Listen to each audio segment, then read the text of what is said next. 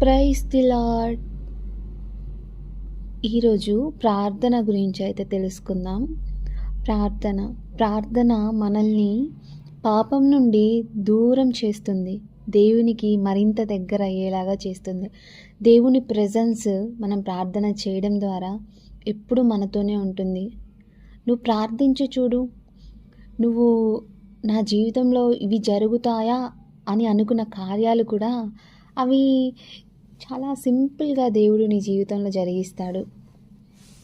మన వల్ల ఏదైతే కాదు అని అనుకుంటున్నామో అవి ప్రతిదీ నువ్వు ప్రార్థనలో అడుగు, దేవుడు ఖచ్చితంగా నీకు అనుగ్రహిస్తాడు. దేవుని సహాయం, దేవుని కృప లేకపోతే మనం జీవితంలో ఏది సాధించలేము. దేవుడిచ్చిన ఆ కృప ద్వారానే ఇప్పుడు మన ఊపిరి కూడా ఉంటుంది. దేవుడిచ్చిన ఆ ఉచితమైన దయతో మన ఆయుష్, మన ఊపిరి ఆధారపడి ఉంటాయి. ఆ కృపే లేకపోతే ఎందరో మహా గొప్ప విశ్వాసులు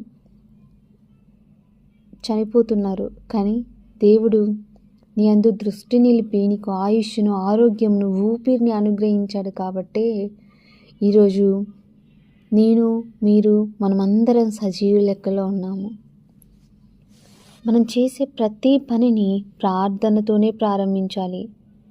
మనం ఉదయకాలం లెగగానే ప్రార్థన చేయాలి. ఫస్ట్ ప్రిఫరెన్స్ అనేది ప్రేయర్కి ఇవ్వాలి. ప్రేయర్ చేసుకుందే మనం ఏ పని కూడా స్టార్ట్ చేయొద్దు. మన డే ఎండ్ అయ్యేటప్పుడు కూడా మన డేని ప్రార్థనతోనే ముగించాలి. ప్రార్థన అనేది మన జీవితంలో లేకపోతే మన లైఫే ఇన్కంప్లీటెడ్గా ఉంటుంది. ప్రతి విషయంలో ప్రార్థన చేస్తూ, ప్రభువా మీ సహాయం మాకు దయచేయండి, మీ కృప చూపించండి, దేవా ప్రతి పనిలో తోడుగా ఉండండి అని ప్రార్థించాలి. బయటికి ప్రయాణమై వెళ్ళేటప్పుడు కూడా ఒక్క నిమిషమైనా ప్రార్థన చేసుకొని, ప్రభువా మా ప్రయాణంలో తోడుగా ఉండి క్షేమకరంగా మమ్మల్ని మళ్ళీ మా గృహానికి నడిపించండి అని ప్రార్థించాలి. మనం ఏదైనా తినేటప్పుడు ఏది చేసినా మంచా చెడా, ఇది చేయొచ్చా చేయకూడదా, అయా మీకు ఇష్టం లేని కార్యం నా జీవితంలో జరగకుండా తొలగించండి అని ప్రతి విషయంలో ప్రార్థన చేస్తూ ప్రార్థన యొక్క గొప్పతనాన్ని మనం తెలుసుకోవాలి. ప్రార్థిస్తే పరలోక ద్వారాలు తెరవబడతాయి. ప్రార్థిస్తే ప్రభువు నీతో మాట్లాడతాడు.